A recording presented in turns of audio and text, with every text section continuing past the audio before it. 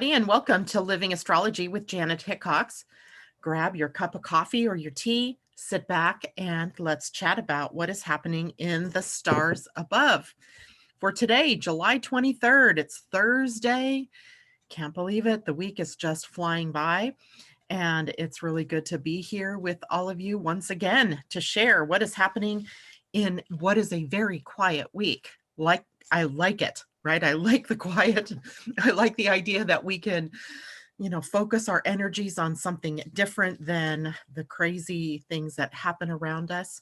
Today is a day for going with the flow. That is the title of today's show.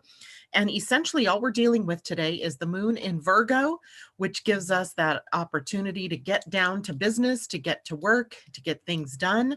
And also, we're dealing with just a few, like three different transits of the moon to planets Uranus, Mercury, and Venus.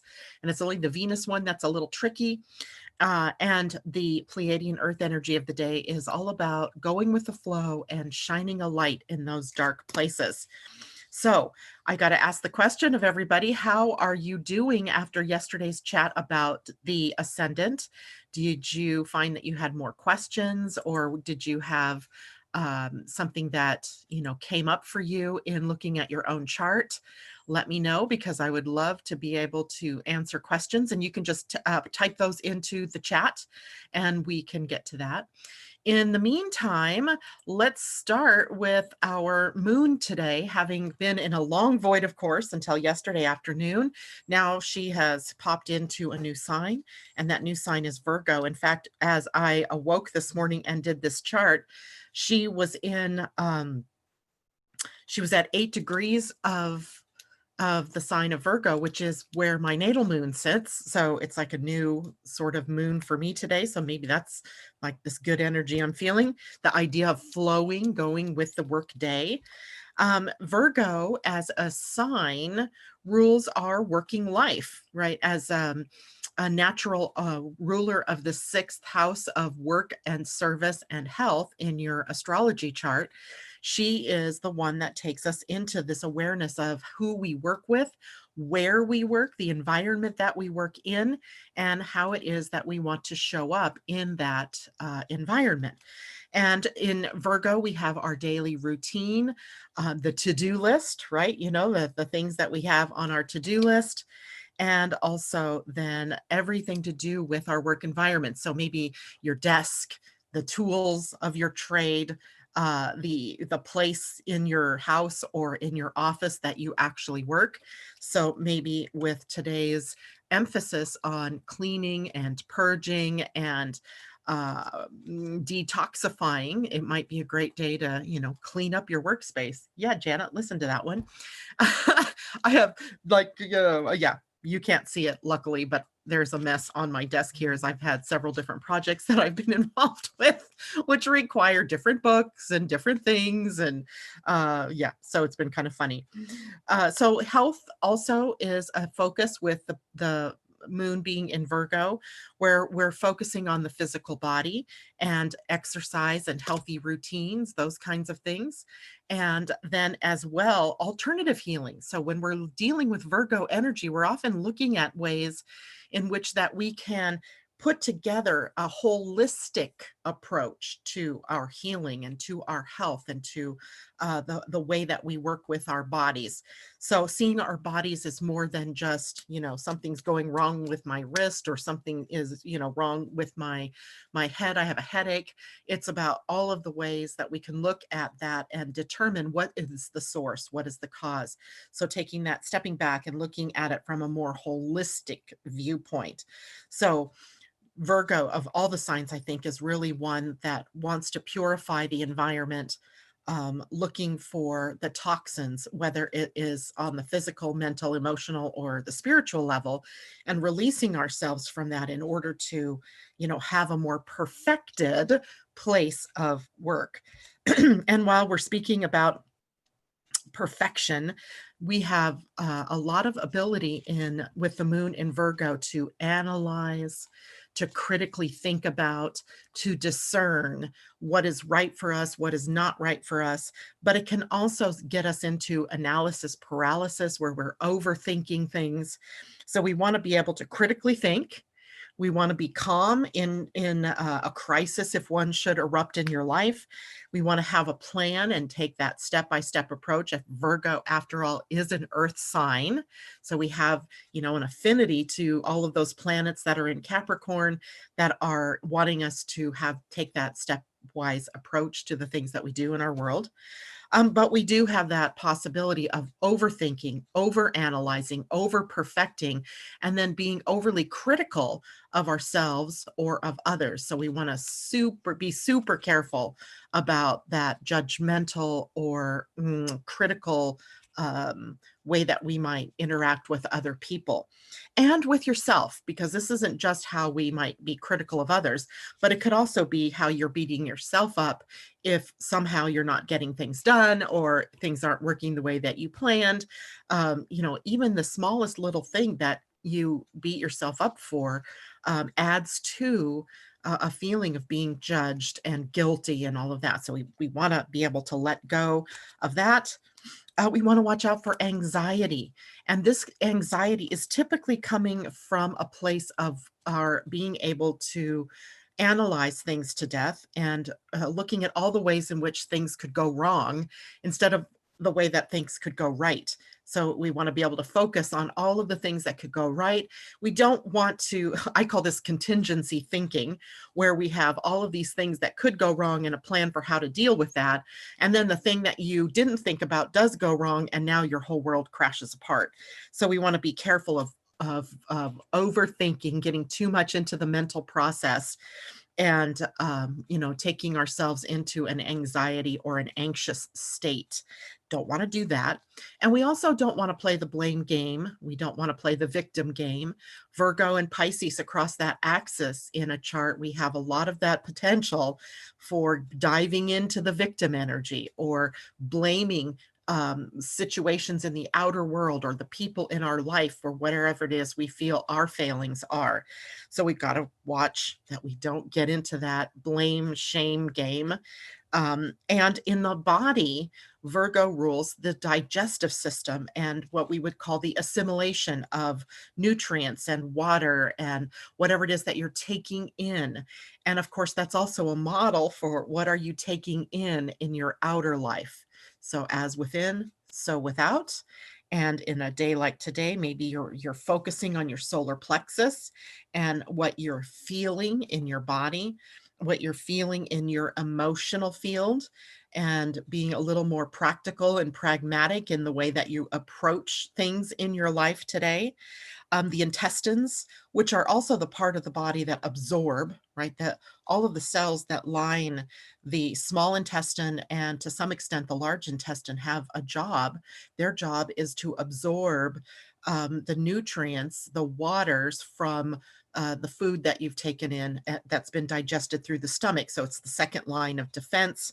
And it is the digestion that Virgo rules. So today, maybe watch what you eat. Make sure that what you do put in your mouth, into your stomach, is more pure, because otherwise, maybe some digestive disruption can occur. Okay, so I'm going to go check over here. Oh, I see Ursula. Good morning, Debbie Tibbetts Tumiel. I'm not sure where everybody else is this morning. I'm thinking I'm sort of in the twilight zone. I had that feeling when I logged in this morning that somehow I was in the twilight zone. But good to see you two ladies out there. And if there are people out there listening and you had questions about what we talked about yesterday over the ascendant, maybe go to my YouTube channel at Living Astrology on YouTube and, type in your question for me so we can talk about that. Now, as I said, the moon in Virgo today is making 3 different aspects or relationships to planets today. One is a trine to Uranus, a sextile to Mercury. Both of those indicate a sort of affinity for one another. So a good flow, an exchange of energies that are positive and moving it well together. While the third one is a square to Venus, and that one presents us maybe with a little bit of scritchiness in the day, one of my favorite words, where it's that, scratchy, itchy feeling that you just can't like get taken care of. So that will be Venus.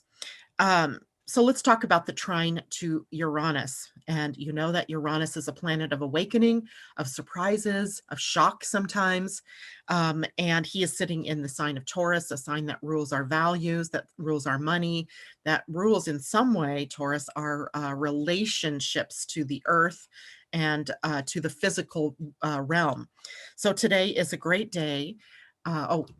Before I say that, Uranus also acts as a bit of an awakener, right? An explorer, sort of, that takes us into new realms, that liberates us from old thoughts, from old patterns, from old beliefs. And with the moon, we're looking at the possibility that we can explore the new.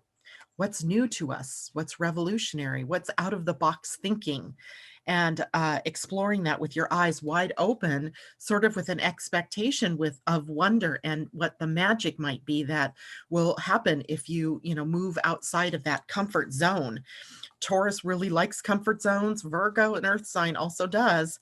So there is the possibility today of, maybe shaking things out a little bit.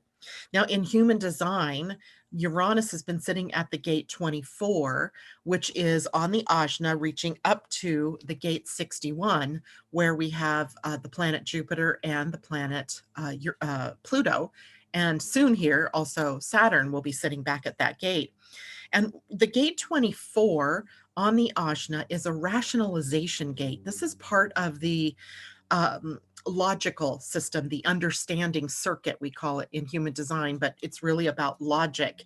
And the gate 24 is trying to put into perspective the psychotic and magical, the awe-inspiring, and the mystical energy coming in through the head center down into the gate 61. So it's sort of a thinking gate. And so Uranus here is maybe moving our thinking into new territory, right? Looking at things in a different way causes us to think things in a different way. And we all may be very much thinking a lot these days in our minds, thinking a lot. So instead of forcing the thinking to go down the lines of what's negative, maybe going down the lines of what's positive, what could be, what's the magic in all of this. Even looking at the world and its craziness right now, what's the magic here? What's the wonder in all of this? And knowing that if there's the more dark side, there has to be the more light side, because in a dual plane as Earth is in, there is the duality, right? So what is the light in this? And looking for that and thinking about that, as opposed to just going down to the dark and going, oh my gosh, this world is uh, in a problem, right? So look at it differently. So tap into wonder, tap into magic, and see with different eyes, perhaps. And now like an hour later, so that happens at 10 something this morning, my time. So 1 something for those of you on the East Coast. Then later, an hour later, then the moon comes into a sextile with Mercury. Mercury is in Cancer. And of course, the moon moving through Virgo. So we have a Virgo Cancer connection. In a sextile, we have a 60-degree relationship between the planets, which means that they're working well. Remember, this is the gifts and the talents. They have an affinity for one another. They can see each other's point of view without letting go of their own point of view. And today then gives us an opportunity to work to understand something. Maybe it's to understand yourself. Maybe it's to understand something that's happened in your life. Maybe it's to understand something that's going on in the bigger, wider world. But today is our opportunity to take in understanding energy, but also to clarify and be more let's say, conservative in the way that you're thinking. And when I don't mean conservative in the way of, coming into this small space, but often when you have this revolutionary impulse going through with Uranus, and then we come to a Mercury in Cancer and Virgo, which are a little more conservative signs, we might think that we have to let go of a lot and to make space for the new. So I want to make sure that everybody is really clear and understands what they're doing as they move forward in a step by step progression, and not throw the baby out with the bathwater, right? Keep what's original and good and sustainable and worthy of moving on, and release the old. So it's about being able to really weigh your options, to be able to see clearly into your thinking before you make any big decisions and change something up in your life. Now, that Mercury is sitting still at the gate 39, which is the gate of provocation. The gate 39 sits on the root center, so it's a pulse. It is an impulse to endure or to persevere, in this case, to provoke and cause change. Now, provocation is usually in association with a spiritual development. So it's not like poke the bear just to see if we can get a reaction. It's about provoking someone to think differently, to see differently, provoking yourself to become more spiritual, more aligned with spiritual insights, or with spiritual leanings, or see the world in an abundant nature instead of the more narrow conservative nature. So it's a really interesting gate when it shows up. It is Mercury. He's been sitting here for a week or so, as he's not quite, up to speed yet, so he's not moving through gates at a good clip. But that is a gate that will cause us to grow, to expand toward spirit. Now, the square to Venus is Virgo to Gemini, the moon in Virgo, Venus in Gemini. So we want to watch for conflicting goals in our relationships.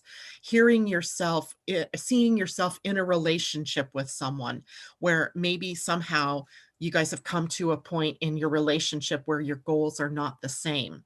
And without jumping into or out of the relationship or into a conflict, let's say, with that other person, what can you do to allow both realities to exist? And in that case, it's really about allowing the reaction energy to simmer, right? Instead of knee jerking and causing that fight, maybe be more quiet and just maybe shaking your head and saying, "I understand. I don't. We can agree to disagree," kind of thing. That's that energy. And the energy of Venus is moving into a new gate, and I find that really